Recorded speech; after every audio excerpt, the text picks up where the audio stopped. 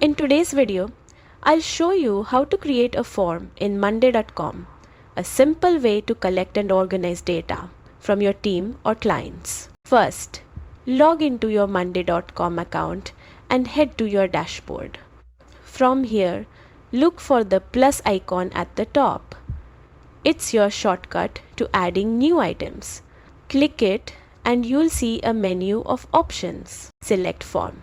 You'll now have two choices. Start a form from scratch or save time by using a template. For this tutorial, let's pick Start with template. Browse through the available templates, each designed for different needs like feedback, surveys, or general data collection.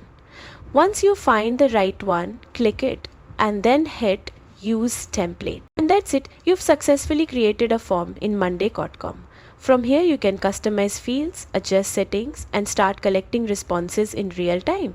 Forms are perfect for streamlining input, whether you're managing projects, gathering client info, or keeping your team aligned. If you found this guide helpful, don't forget to like this video and subscribe for more quick Monday tutorials.